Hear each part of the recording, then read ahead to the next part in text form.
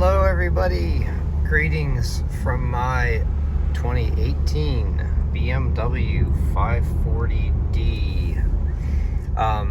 So I wanted to give an update on this car.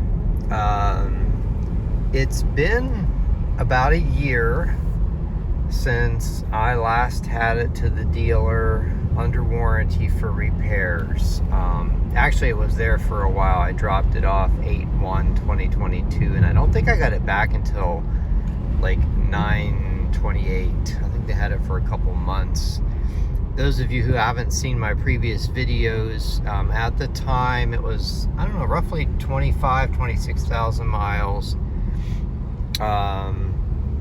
They replaced the turbocharger, the valve cover, which included all the injector seals, valve cover gasket, a bunch of other stuff. My turbo was leaking soot, and then they also had like the regional guy come in and look at the car, and he directed replacement of the valve cover. And then as a goodwill, even though there's a TSB out there for this, as a goodwill, they changed my transfer case oil. I've done some videos about that, but in short, a lot of different BMWs came from the factory with the wrong transfer case oil. Like a lot. Check my other videos, but basically it would cause a shudder. I had a real bad shudder between the 1-2 shift, and it took a couple thousand miles after the fluid change to clear up, but it's pretty clear now. Let's see, nobody behind me. I'll go ahead and do a quick acceleration. Uh-oh.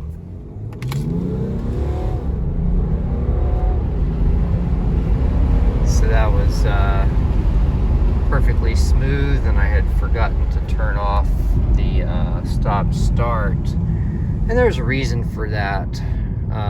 Let's do that one more time. This time with the engine still running.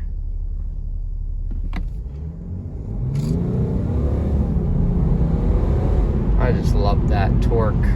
Once the turbo spools up, it's just amazing. So I recently got a message on the car. Okay, so let's talk real quick about the past year since I got the car back from the dealer. It's basically been completely trouble-free. I still smell a little bit of exhaust under the hood. And actually, I don't think I've talked about this in any of my other videos. I can't get into specifics, but I did discover you can have a lemon law even if you buy a car used, as long as it's under warranty. Yeah, I can't really get into any specifics about that because I signed an agreement. But let's just say that if you buy a used car and it has some warranty left on it, and you have issues that would bring about a valid lemon law claim, you cannot do that.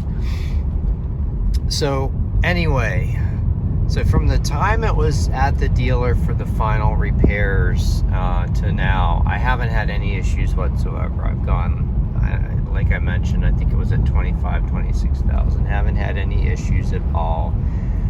My theory is that the EGR cooler may be the culprit, and so that is under recall, and I'm opting not to get that done now. Because I want to wait for it to maybe fail, or at least get a few more miles on it, since the replacement will be free. Oh, we got some drama here. Make sure they're not going to pop out. Okay.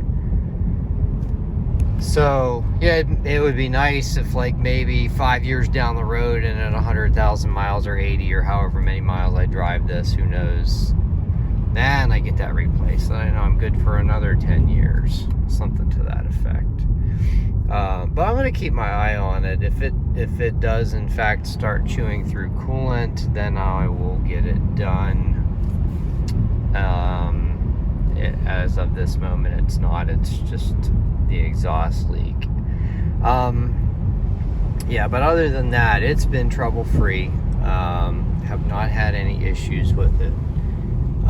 Except recently, I've just started having something really weird happening, and I don't know if it's after I got my GLK 250. This car has sat for a few days. I decided to finally take it out today for a drive, and when I got in, it said that the key was not detected. I moved the key around, it wouldn't start. It said hold the key up to the steering column. There's a place, I don't know if I'm holding the phone correctly, there's a place there where you can put the key, and it'll detect it, and then you can start the car. Prior to that, I got a message, I don't know if it was this key or the other key, that the key battery was dead. So I actually went out and bought some batteries for the key fobs, and replaced those last week. And yeah, now I'm having this weird issue of key not detected. It doesn't say the key battery is empty, so I don't think that's a huge deal. Maybe it just needs to reaccommodate itself to the keys or something like that. Who knows? Let's see, make sure nobody's coming. And I like how it kind of sends the phone flying back when I do that. Just amazing torque. So yeah, I think this car is probably going to end up being pretty reliable. I mean, I'm sure once I get up there in miles, it's going to start doing some stuff. And unlike my GLK BlueTech, which has over 2 years of warranty on pretty much every diesel component, this one has none. And I've done some other videos about some of the stuff that's been replaced, but so what I'm thinking is going to be my experience moving forward is that this will probably be a pretty reliable car. And yeah, this one is a keeper. I've actually kept this one significantly longer than any other car I've had since the pandemic started. Now, and I mean, it's very typical for me to get rid of cars very quickly. I usually have 3 or 4 cars at a time. I often keep them a few months and then get rid of them. The longest I ever kept a car was, I want to say 5.5 years. That was a 1982 300 SD that I had when it was about 10 years old. And then after that, I think it was my stick shift 300E. I think I had that one for about 5 years, and I actually tried to sell that one once on eBay to somebody in California. They bought it, and then they were kind of acting flaky. They found out the shipping costs were higher than they thought, and they actually ended up paying me for the car.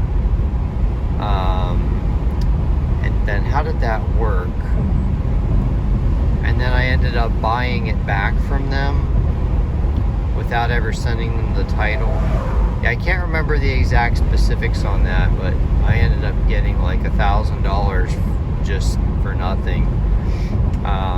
And the integrity of that guy was great. It was pretty awesome.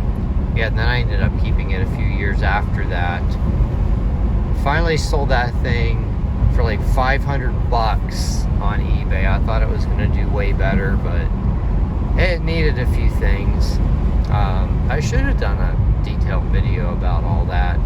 That was before I started my current style videos where I just kind of go on and on and on and on about cars. And you know, thank you all for watching. It seems like there are people out there who actually enjoy my rambling, because people are subscribing. I'm kind of fascinated by that. I think I'm boring, at least to my friends, when I talk about my cars, except I have one car friend. He's the guy that had the red Altima that I did a video about a few years back. He's my car guy friend. We have conversations about cars that just go on and on. But anyway, so that's the update on this car. It's been reliable after the initial bugs. We'll see how the thing goes with the key. I'm gonna just kind of, I don't know if I may reseat the battery or something like that, but it didn't give the message about the battery. So hopefully we don't have a keyless ghost sensor computer thingy failing. Yeah, I'm not gonna rule on that yet, but we'll just keep an eye on it and see how it does. All right, have a great day, everyone.